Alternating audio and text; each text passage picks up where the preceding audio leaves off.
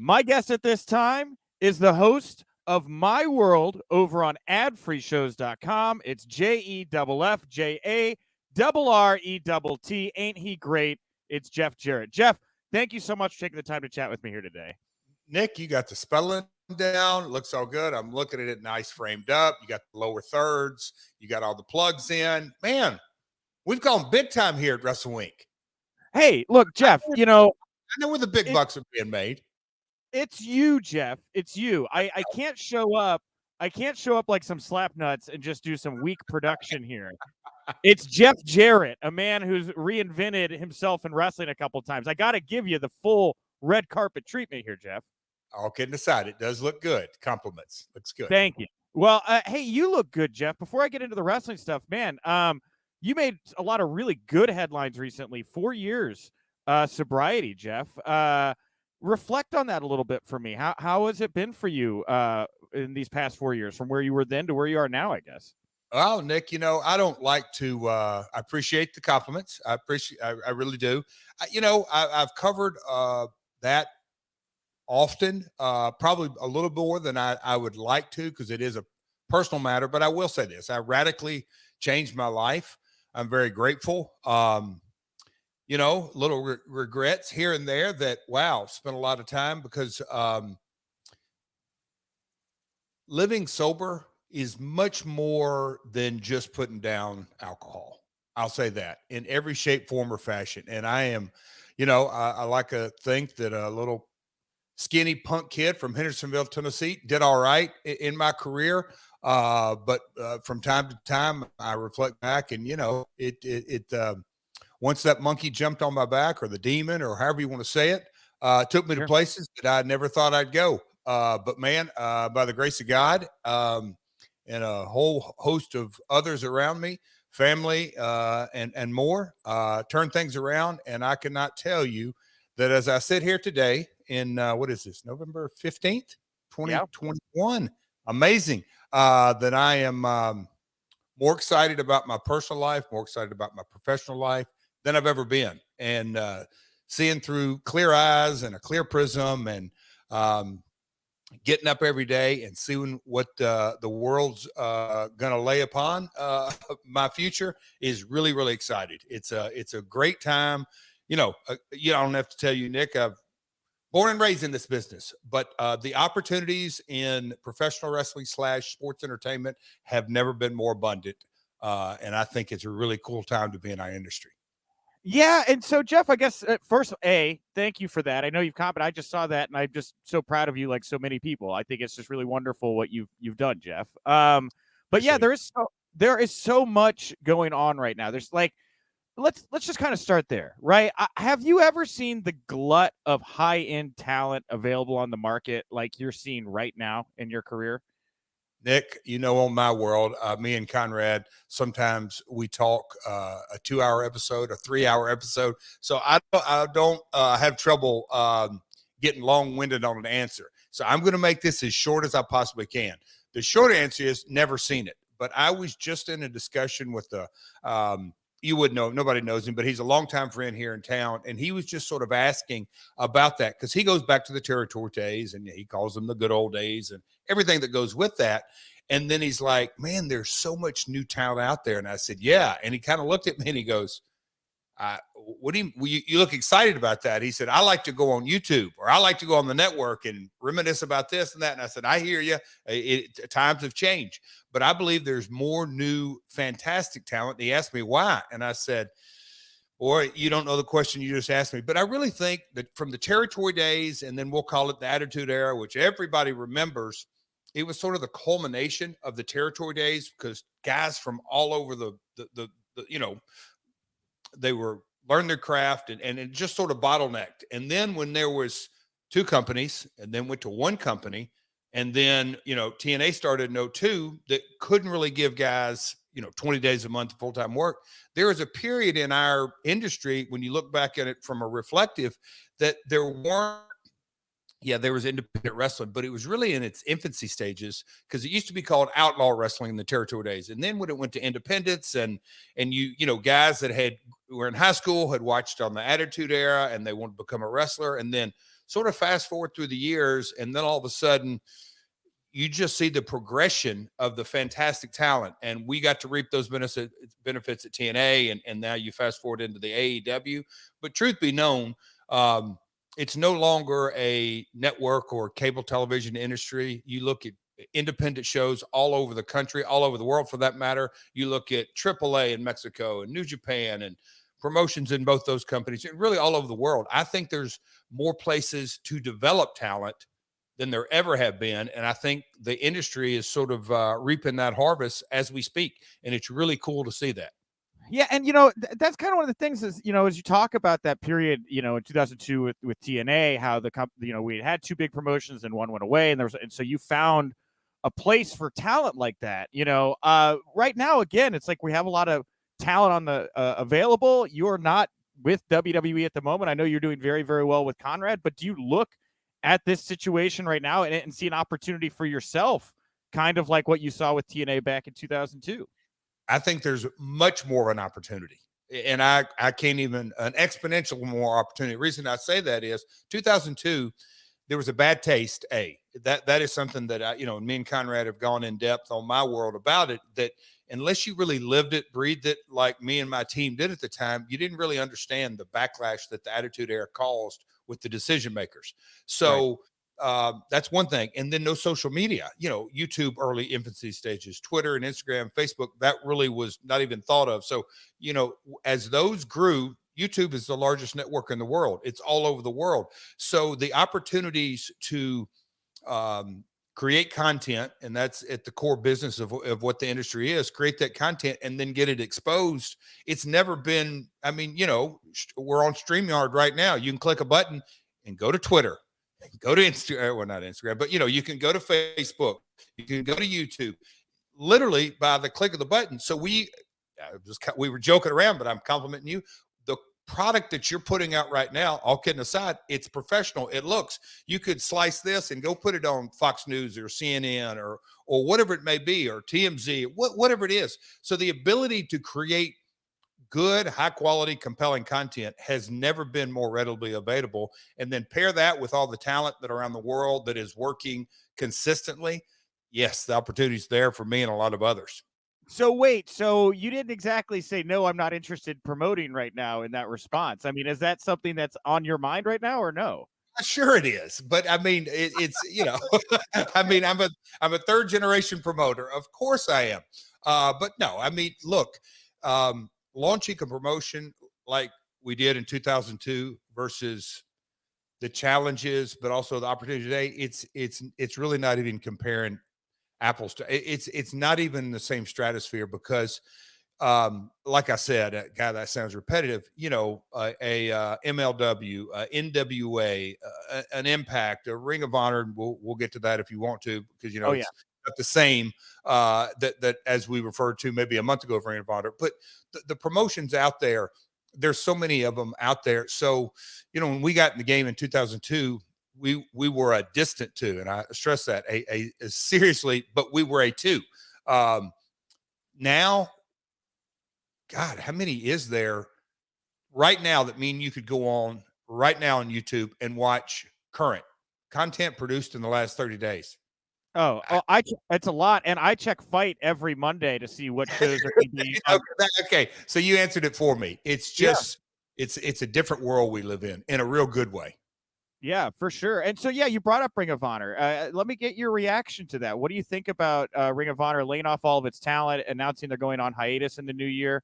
Yeah, what's your reaction to that? It's something that one thing's for sure in life, that quote, there's only one thing certain in life, and that's change. I don't know the ins and outs. I don't know about the corporate battles that Joe faces, Sinclair. And look, when you look back on, let me think of a good example. Well, WCW getting canceled. Was that specifically a wrestling decision? I don't know. Well, here's a better one. Had UFC not left Fox, would WWE be on Fox Network on Friday nights on SmackDown? I don't know. I think it's definitely a question to ponder. So Joe's challenges, I don't think necessarily, again, I'm on the way outside looking in, but they bought all the sports networks. So it's a Sinclair decision. I hate to see it. In a lot of ways, there was a lot of parallels. I think Ring of Honor and TNA started within 12 months of each other. And Wow. yeah, I mean, so that's it literally in 02, right in that era. And then, TNA and D'Amore and the Impact folks, they're looking at 20 years next June. So, I hate to see it for the talent, but as the proverbial saying goes, one door closes, the other one opens. And I could not be happier for my man, Jay Lethal.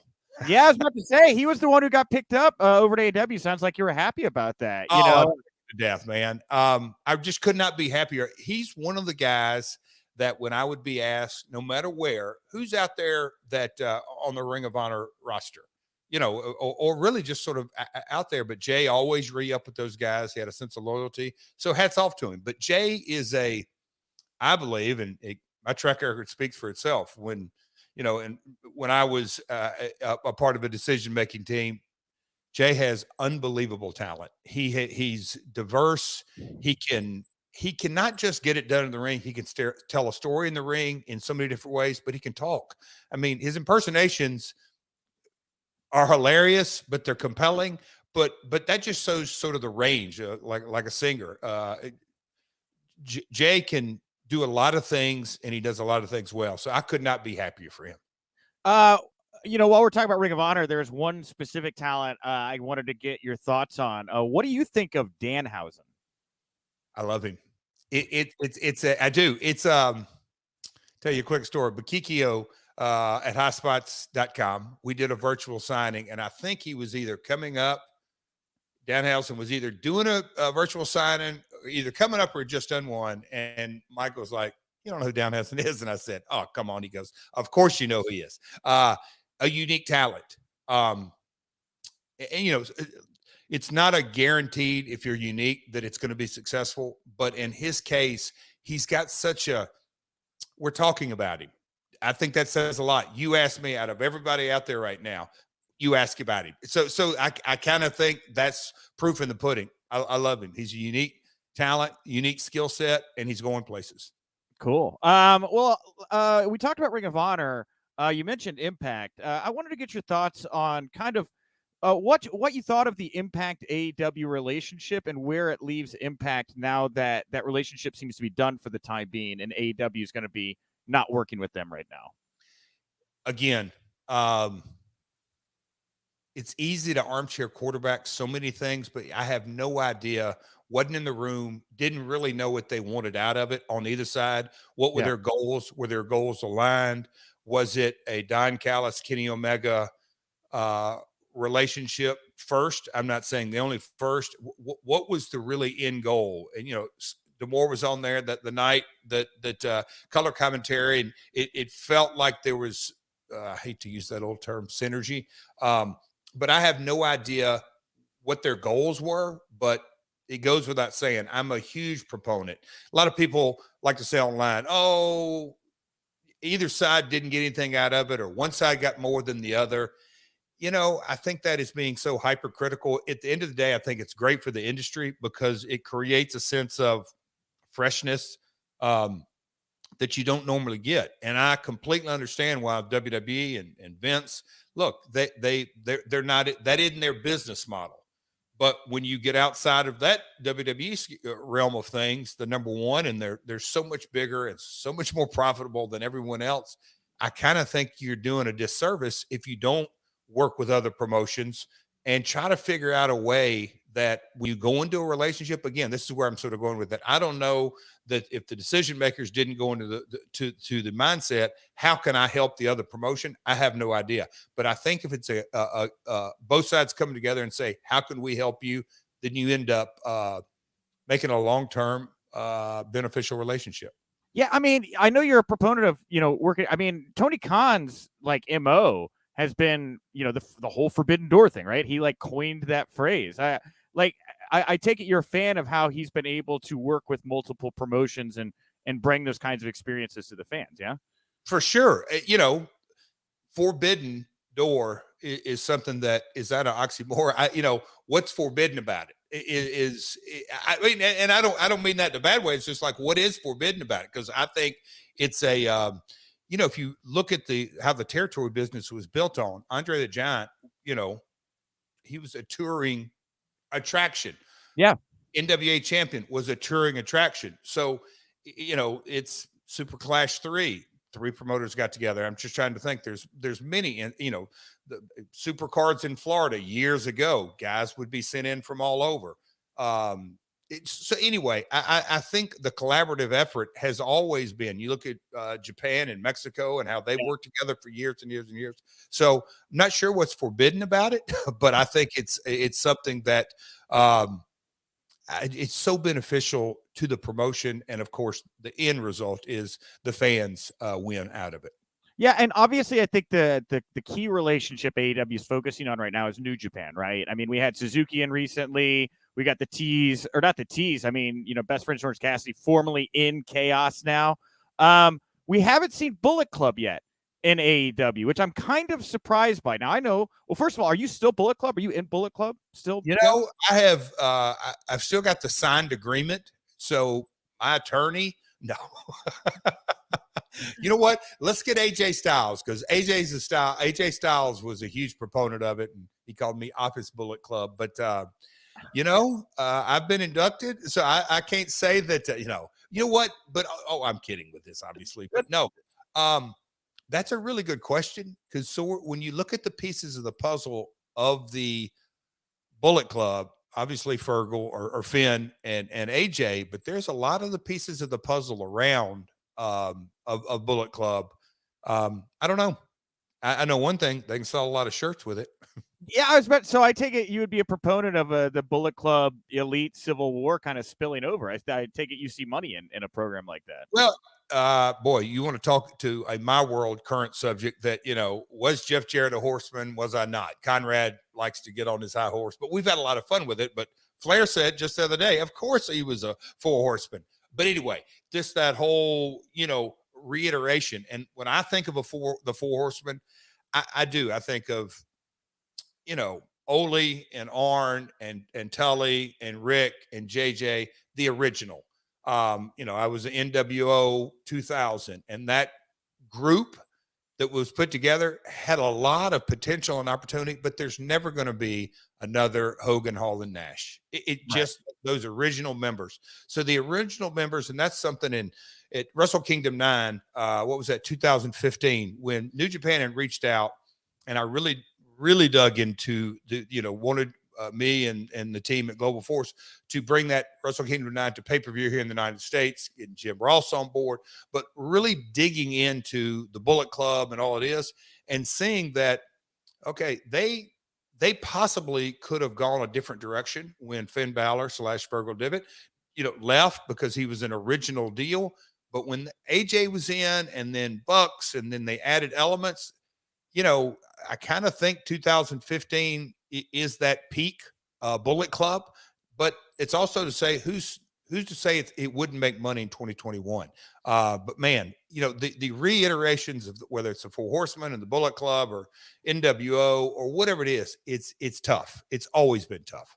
Yeah, and with the Bullet Club AEW thing, I mean, it's no secret that there was real friction there when AEW launched. I mean, Tony Khan even talked about it in the media scrums on Saturday night, how or actually, I think it was on the media call last week. He was like, New Japan hated me, right? I think was the exact thing he said. It takes a lot of politics and ego, right, to work through to make something, I think, like Bullet Club versus the Elite happen in AEW. I know you're not in the room, but what is your take on the reports that the four EVPs don't necessarily all see eye to eye creatively, and that's why Tony Khan has been more upfront about taking the book for the promotion recently, because that's a very unique arrangement that they walked into when they started the promotion. Oh boy, hats off to, so that'd be all five of them, the four EVPs and Tony.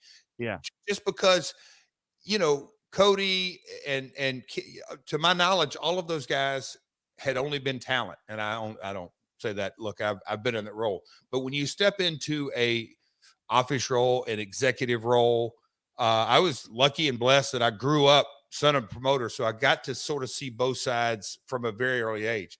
it ain't easy. I mean, it is not easy at all. And what you just said, the political landmines, and then there's a lot of pressure. The thing that I hope at the end of the day is that they're all four young guys. Is that make the in ring product, their character, their presentation is utmost importance. That's what got them to the dance. And so that's a slippery slope for all of those guys. And I kind of think, me and you probably couldn't go out to eat and figure out if we want the best tasting pizza. We're just going to have a differing opinion. Not saying yours is right and mine's wrong. You're from Chicago. You probably know how to order pizza better than I do. But but no, it's very hard. So this business creatively, especially, is subjective. There is a lot of ways to do it right and a lot of ways to do it wrong. And so I'm glad to hear, or when I heard that there was a turn in Tony's management style, that he sort of took the reins. Look, I've always been a huge proponent. I've butted heads with previous ownerships and discussions on that. Vince McMahon, the buck stops with him. You don't have to, it eliminates so many different discussions. You look at the WCW time that there was, you can say, here's the head writer, whether it's Russo or Kevin Sullivan, but this guy's got creative control. Wait, this guy's got creative control. So then all of a sudden you got five cooks in the kitchen.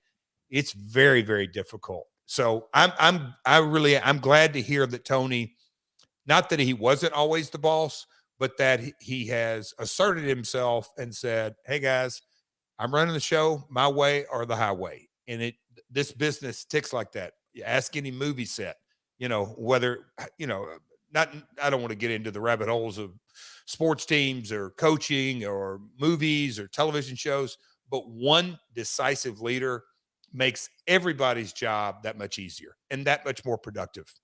So I take it it sounds like you're impressed by Tony. I mean, he's a first-time promoter, right? I mean, this is the first time in his role for somebody that's never done this before. It sounds like, you think he's making a lot of the right moves. I don't know if I'm speaking out of turn. I mean, sure. I mean, the short answer is no promoter. I mean, I don't even want to pigeonhole it as a promoter. No executive is going to make all the right decisions. He's obviously, his father is obviously a very smart man. And so being in business and looking at sound fundamental, business acumen, if you will, there goes a lot with that. Again, when I look back, and we do this all the time on My World and prepping for My World, when I sort of look back at my career from the Texas or Puerto Rico in the early formative years, and then the territories, and then me going and working for Vince McMahon 93 during that time. And so I got the opportunity to really look at different things and I like that, or I don't like that, form your own opinion. The growth, and here's the real upside is that every TV that's produced or every pay-per-view that's produced or whatever it may be, not just Tony, everybody in that organization is going to learn. And so hypothetically, it should get better and better and better. But hats off to them. The industry, how, when you pour hundreds of millions of dollars into an industry that up till they launched to 18. So it is a radical effect when you pour that much money into the industry. So hats off to the Khan family. And it makes everybody who's a part of this business, I don't say better, but more opportunity. For sure. Well, lastly here, I'll get your thoughts on the headline item, I guess, coming out of Full Gear. Hangman Adam Page. They put the title on him after the 2-year story he got to tell with Kenny Omega. Any thoughts on the decision to put their top title on Adam? It was a slow burn, which I'm a huge fan of. And I'm gonna. I think I shared this with you before we came online. I saw the highlights, and before we clicked on, I wanted to watch some quick highlights of the pay-per-view. I hadn't watched it in its entirety.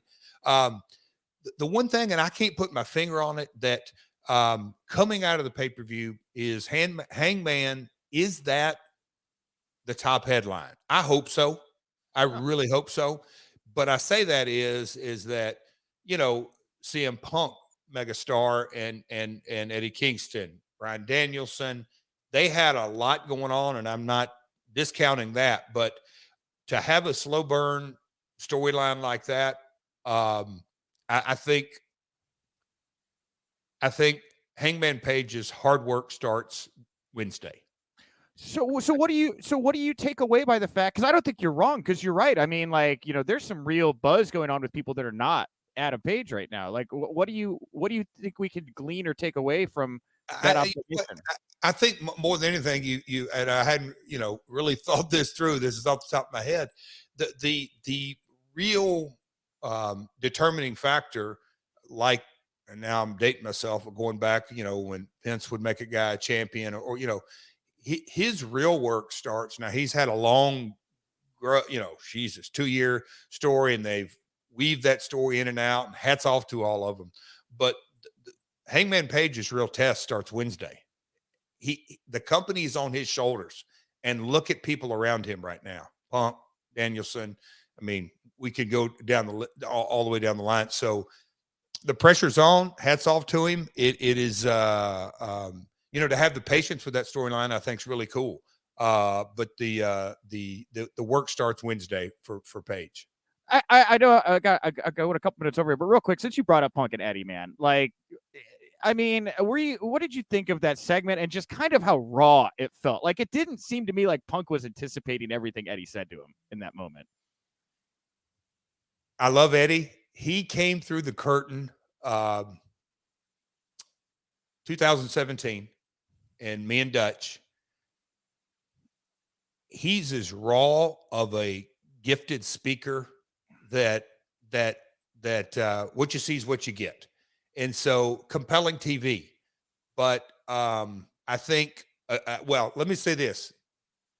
It's going to be interesting to see not where that story goes, where both talents go out of this. Who would have dreamed Eddie Kingston would be in a match against CM Punk 90 days ago? Or whatever, 120 days ago, before all this motion got started. Now, what's the ROI for both of them? It's TBD. So compelling TV. Look, and we've all watched great segments. We've all watched horrible segments and everything in between. But it's that cumulative effect of where do these two guys go from here? That's gonna be fun to watch. I'm compelled. I love Eddie. Dude, I was there at Full Gear, and I know you've only kind of seen highlights or stuff, but the way that match starts with Eddie with that discus backhand right across the face of Punk. I mean, I don't, say what you will about the match, but that moment delivered, I think, on the energy they had. So anyway. Jeff, you're great. I want to thank you so much for taking some more time to chat with me. Anything you want to put over here before we wrap up today? You already do such a fine job. You've got my Real Jeff Jarrett Twitter name. No, look, realjeffjarrett.com. That has everything. My World, new episode, drops every Tuesday morning. We've got some good ones coming up. Genesis 06, Kurt Angle, Samoa Joe. That it's, I'm having such a blast, and Conrad, and he's steering the ship, and people are like, he ain't, he steers the ship on the topics and the direction and the flow. And I come and do the very best I can, because at the end of the day, it's creating content, and hope everybody enjoys it, because I certainly am.